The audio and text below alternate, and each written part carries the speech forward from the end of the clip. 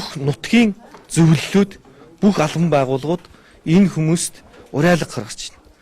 Монголын тал нь өлсөж яхад амьдрал хэцүү байна, төсвөр хэмнийгээд ингэж яхад бид бүхэн найрлаад, тасартлаа уугаад, ингээд хөгжөөд нэгэндээ их том оны шилдэг гэдэг ийм том өргөмжлөл гардуулаад ингээд сууж явах сэтгэл монгол хүнээс гарамгүй юм зүйл болох гэдэг юм л да. Тэгэхээр энэ найр наадмаа зогсоогоод тал нь хэцүү байгаа, өсөглөн байгаа хүмүүстээ нэг 5-10 өдрийн хоолч гэсэн авч өгье л да. Би бол энэ шинжил гэдэг зүйлээс жавхлан өнөөдөр татгалзаж байна. Ер нь цаашлаад энэ бол миний тэмцлийн эхлэл. Цаашлаад Монгол товсгол юм. Ийм Монгол орн, их орн ийм дорой муухай байдалд орчиход байхад энэ Монгол улсын ерөнхийлөгч гэж дуурахгүй байгаа юм байна. Тэрнийг залж нөхөр яагаад дуурахгүй байна? Өнөөдрийн гараад ирсэн ерөнхий сайд гэж хүн 40 хоног боллоо. Зөвхөн сандал суудлын 8 арилжаа, зөвхөн намынхаа эрх ашигыг бодоод өнөөдөр хэдэн хоног жингээл алга боллоо шүү.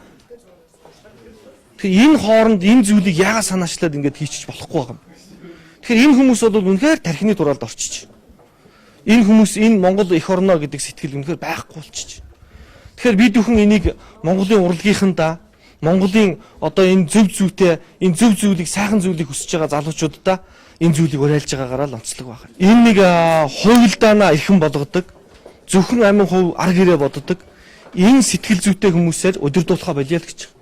Тэгэхээр надад дээр энэ зүйлийг зөв гэж бодож байгаа бүх хүмүүс хүрээд ир.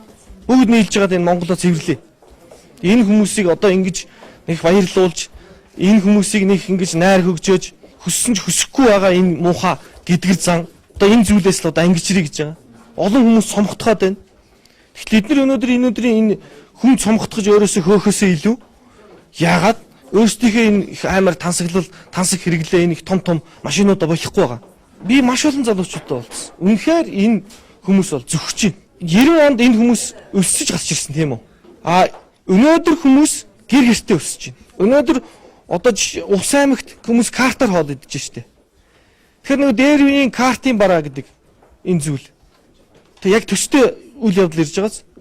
Энэ хүмүүс өсөж гарч ирсэн бол өнөөдөр Монголыг яг тэрэн шигээ өсгсөн ийм байдал руу аваад ирчлээ. 90 онтой харьцуулах юм бол хичнээн лангуун дээр тэр үе чинь бараа байхгүй хүмүүс мөнгө байгаад байсан штэ. Одоо бол лангуун дээр бараа байгаа мөртлөө өнөөдөр хүмүүст мөнгө алга болчиход штэ. Тэгэхээр энэ бол хувьсгал гарах диктаторгүй нийгмийн захиалга ирчээд байна. Би хэлээд байгаа шүү дээ. Муулан дагдаг. Шоолн дуурэдгээ болооч тий. Намайг яаж болов үгүйсэг. Тэгвэл энэний цаад эрх ашиг нь жавхлангийн эрх ашигаас илүү Монголын эрх ашиг яригдчихэж байгаа шүү. Тийм учраас би хундаг тулгаад тийм учраас найр хөгжөөгөөд би сайхан байна гэд явахыг хүсээгүй.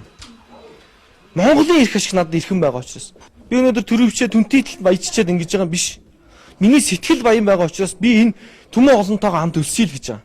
Түүнээс биш би ганцаараа нэг пинтитлээ нэг баахан шинжилийн найран дээр гүйчгээд өнөөдөр би ийм ярихыг хүсэхгүй байна л да. Олон залуучууд энийг дэмжиж штэ.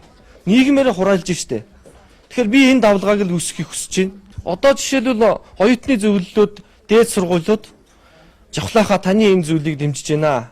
Бид нар энэ хитрхийн найрнаасаа илүү энэ төр засаг гэхээсээ илүү энэ оюутнууд чинь энэ нийгмийн халамжийн байгууллагуудаар энэ асрамжийн газруудаар хандив тусламж өгөөд сая энэ CT дээд сургууль нөгөөх нь юу вэ?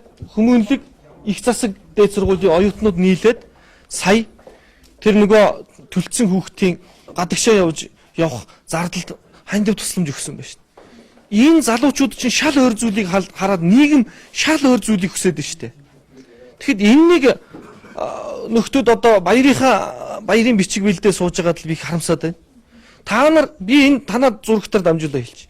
Та нар энэ найр хөгжөөгөөд энэ Монголыг ийм заван болгож хичээд та нар найр хийгээд үзээрэй. Та Монголоо хохирон монголчуудаа өсгөн та нар найрлахыг бид нар төвчөхгүй зогсоно.